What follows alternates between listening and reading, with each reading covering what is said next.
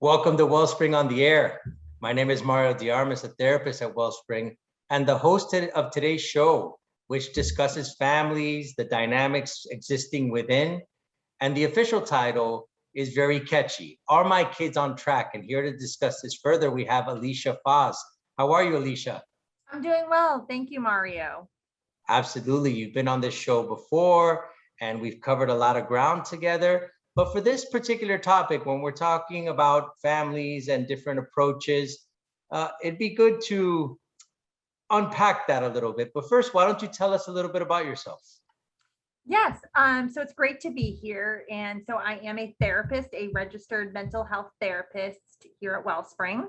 And I've been here for about 2 years. It's been great. And my specialties are marriage and families. And I really have a passion for parenting. And so I have really done a lot of studying and research, and I've done a lot of work with different families around parenting. Excellent. And you also had a parenting group at Wellspring, broaching the various topics concerning the family. And based on that, I think asking a few questions to further illuminate what all this entails would be appropriate. So let me start off with asking you this, okay? Why don't you tell me in terms of an overview of your parenting group and what it focuses on? Yeah, so the parenting group is a 12th week. It's a 12th week. And so each week we discuss different topics pertaining to parenting. We have used the book, Are My Kids on Track by Sissy Goff to lead us and guide us through our parenting group. And so the book, Are My Kids on Track, covers the 12 emotional, social, and spiritual milestones that kids should reach, and that parents, that should be some of their goals in parenting, should be to reach these milestones.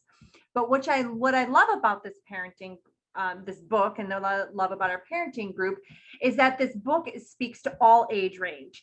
So if you have a high schooler or a middle schooler or a grade school or a preschool, this book speaks to you. It's, sometimes parents will think, oh, my kids are older, so this book isn't going to speak to me, or this parenting group isn't going to speak to me, but it does. And also, which I love about this book, is it also speaks to boys and to girls, and how different boys and girls are. And so each of the 12 chapters speaks directly to boys, a part of the chapter, and to girls, part of the chapter, which is great. Because as we know, boys and girls are very different. God has made boys and girls very different, and there's different parenting challenges with boys and with girls. And so there are 12 different topics that we cover, and I can just share those with you. We cover emotional vocabulary, emotional perspective, empathy, resourcefulness.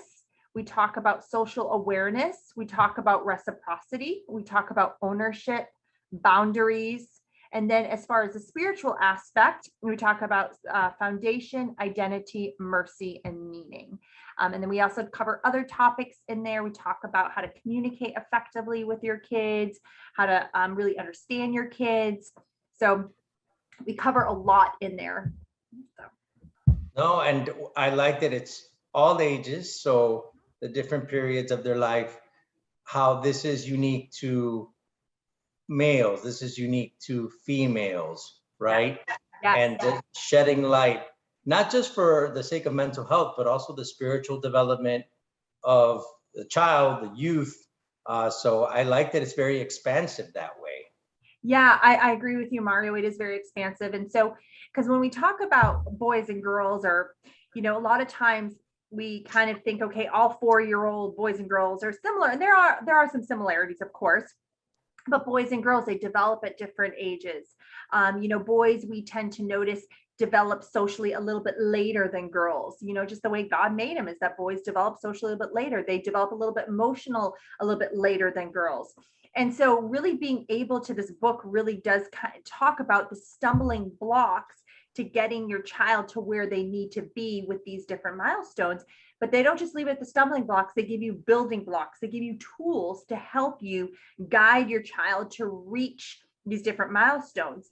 And they talk about it, as you had stated, no matter what the age range they are, which I think is great. A lot of books, they kind of speak to the preschooler or to the high schooler. This book speaks to all age ranges.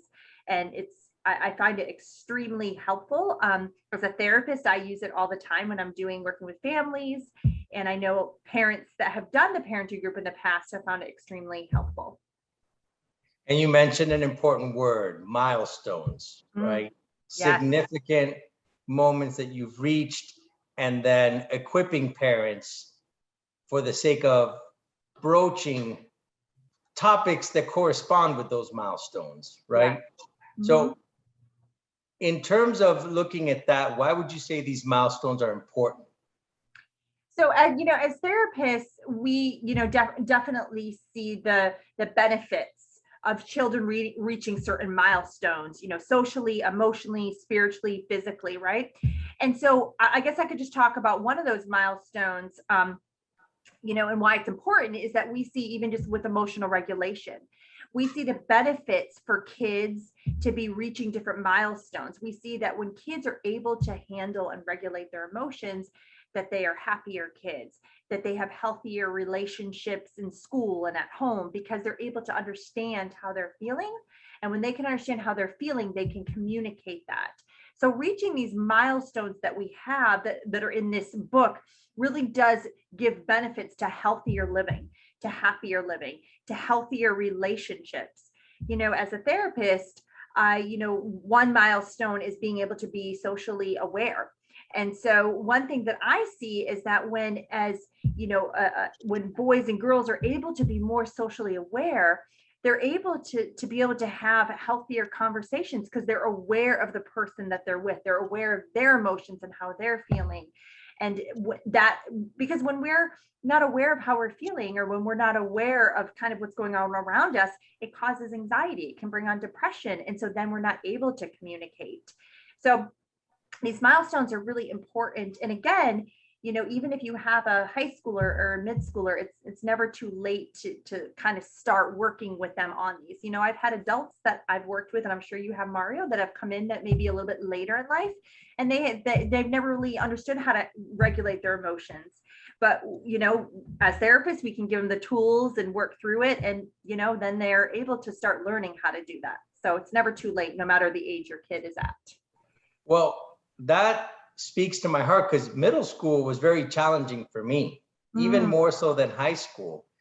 And when you think about bullying, when you think about cliques that form in middle school, your feelings are hurt. Someone made a comment, or someone's whispering and you suspect it's about you, and you feel hurt, betrayed. The person who pretended to be your friend but in another group doesn't even know you. All those little dynamics that start to rear their ugly head in elementary but flourish in middle school can cause a certain feeling, which awareness helps identify, and then coping strategies help us manage. And that emotional regulation can sustain us, giving us permission to be sad, giving us permission to feel angry, but then avoiding reactive behavior. What happens? People react. People see the social media post, they react. Then they send an invite to everybody except that one girl or that one guy. So I've seen what happens when emotions aren't properly processed. You wind up saying something you regret, doing something you regret. And as you make that correlation to adulthood, it's true. Adults who didn't reconcile that as teenagers oftentimes have to return to that moment in their life and perhaps go through the necessary healing.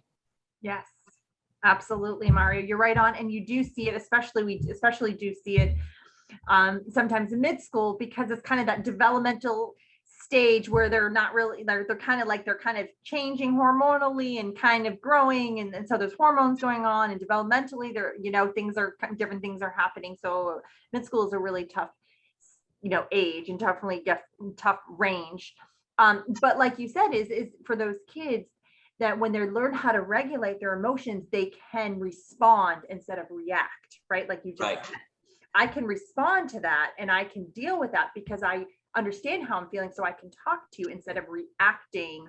And so that's really the goal of one of the milestones, or of all the milestones, is to give your kids the tools to be able to handle themselves emotionally in a healthy way, socially in a healthy way, spiritually in a healthy way. and being able to respond to that. Right, because the alternative to that is to judge the emotion or the Yes. feeling and to label yourself as weak or overly sensitive. Right. And then we hear those voices, we start to believe them, when in fact, emotions are part of our humanity and emotions pass. But the way to accomplish that is precisely what you said. So I love that you were mentioning these milestones. Any other milestone that you'd feel would be significant? Yeah, so another milestone that I think is really significant in this is the social one where we talk about reciprocity. And so reciprocity, sometimes people are like, what is reciprocity? It's not a word that we hear very often, but it really is the give and take in a relationship. It's kind of the give and take. And so with reciprocity, what it is, okay, so I give you the freedom to speak and to share without passing judgment. And so reciprocity within a parent-child relationship, a lot of times I think parents, we think, well, we have to continue to give advice. And there are times and a place to give advice. There are times to lecture. There is times to intervene. But I think there's also a time, and a lot of the time I do believe, is that we need to create, when we create reciprocity, is I'm allowing you to share, but I'm also kind of curious to what you're saying, and I'm trying to go deeper with you. And that's the give and take. So you're teaching your child that when you're speaking, I want to hear what you have to say. I'm curious to have to say, maybe ask some deepening or deeper level questions, but then it's my turn to speak. So it's that give and take. You speak, I speak. Right. But reciprocity also, it really creates a safety. When I allow someone to speak without judgment, when I allow someone to speak without, intervening, and I don't, pass judgment on that, it really creates a safety, that safety. And when you feel that safety, I imagine the child, the adolescent starts to feel that they can speak freely and then process and arrive to an answer as opposed to being told the answer. Because you're right, there are moments where point blank a person needs to be told, right? And it's appropriate. But then having a person arrive to that point and make connections is a journey of discovery that's fostered by those questions, which leads to the introspection, and they start to figure it out. And I think implicitly you're indicating that you trust that person to get there. Yes, and like you just exactly what you just said, Mario. It's also, and when we create that with our children, right? When we create that I'm going to listen to you, I'm going to use some of that active listening. I'm going to allow you to speak, and I'm going to create that. It creates trust. And, children, as we know, the foundation of trust is starts at home. The foundation of trust starts at home when we show that and model that for our children. Right. And I think sometimes the give and take, is really kind of lost nowadays. And so when we can create that with our kids, we're creating, as you just said, we're creating trust, we're creating safety, but we're also modeling for them what a healthy relationship looks like. You speak, now I speak. You have your time, then I have my time. You're modeling for them. You're creating that and showing them and modeling what a healthy relationship looks like. Yep. And that's the key thing, that what you're telling them, you're actually executing that very behavior that you're promoting. Yes. This is excellent. And I think that it allows for the understanding that in each phase, there are tools at our disposal for whatever a child or a youth is confronting. So I am very eager to continue this discussion. We'll be back in a few moments to further unpack this incredible topic. Welcome back to Wellspring on the Air. This is Mario de Armas. And if you're just joining our show, our topic today is, are our kids on track? And we've been joined by Alicia Foss, who's elaborated on this topic, and we'll continue to unpack it further. If you've joined us late, you can find us on our favorite podcast channel, on Wellspring on the Air, or on our website blog page at wellspringmiami.org. Just search for this topic. So, Alicia, we've talked about emotional milestones and social milestones. What about spiritual milestones? Yes, the spiritual milestone. And so actually Sissy Goff, the author of Are My Kids on Track, would actually say that this is probably the most important milestone if you do in fact come from a religious background. And she would say foundation. And so spiritual foundation, she would say, really is built in the day-to-day living with your child. That doesn't mean that, us as parents or us as caregivers don't mess up or don't do things that we shouldn't do. But what it does mean is that, are we paving a solid foundation for our child? If we do come from a Christian background, she would say, how are we pouring into our child with that Christian background? Are we praying with our kids? Are we reading the Bible with our kids? Are we showing them the way that Christ would want us to live? Are we showing? And I think the thing that she had said, the two big keys and foundation, or actually three, excuse me, the three big keys that she would say is, are we showing a forgiving heart as Christ would want us to forgive? Are we repenting? Are we, when we mess up, are we going to our child? Are we modeling that for our child? Are we saying, I'm sorry, I've messed up? And are we showing our children love? And really showing them, that love that is the unconditional love, right? There's no conditions to our love. And she would say too, that when we show that unconditional love, that it really does pour into the other milestones, because a lot of times with girls, especially, is that girls sometimes are fearful to have any sort of religious relationship because they come from those, from a background of a critical mom or dad, or they come from a background where a mom and dad are really harsh with them or expect perfection. So girls, the one thing that girls will say that they would like for their parents to improve on is showing them that unconditional love, that it's okay if you mess up in the volleyball game. It's okay if you don't get an A. It's okay if you're not the first one picked on the team. So the foundation, really what it is it's demonstrating to your children what it means to love God. And, and again, if you love God, we all mess up, we all make mistakes, but it's kind of going back to, I forgive, I repent, and that I show that true, genuine love. I think that's so profound. Mm-hmm. Simply because oftentimes we confuse perfectionism with holiness. Yes, absolutely, Mario. I think that's something that, Sissy Goff, the author, speaks to in here, is that for girls, especially, perfectionism, girls really kind of strive for perfectionism. And as you just stated, they think when I've mastered this, again, that's related to holiness, right? And as we know, holiness, we'll never be able to reach holiness, right? Until we're in heaven one day.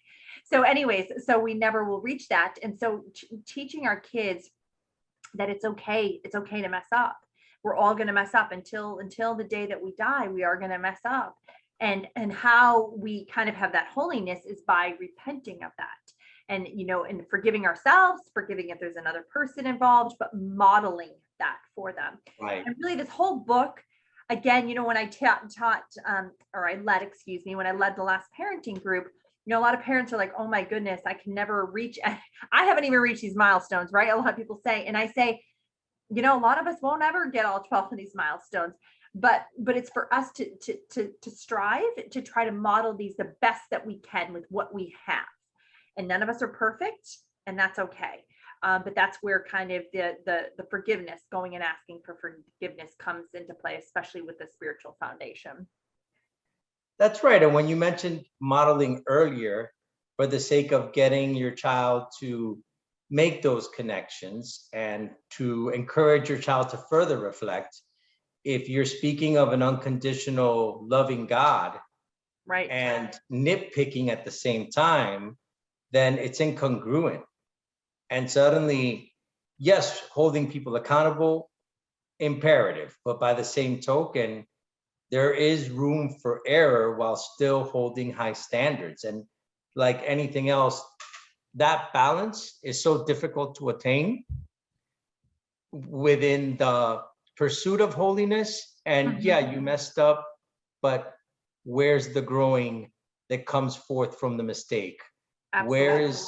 Where is the love that you realize is not limited by any kind of error that you committed. And when a child sees that, well, no matter what I do, I have a place of safety, acceptance, and growth, that can foster a sense of confidence in that child or in that youth.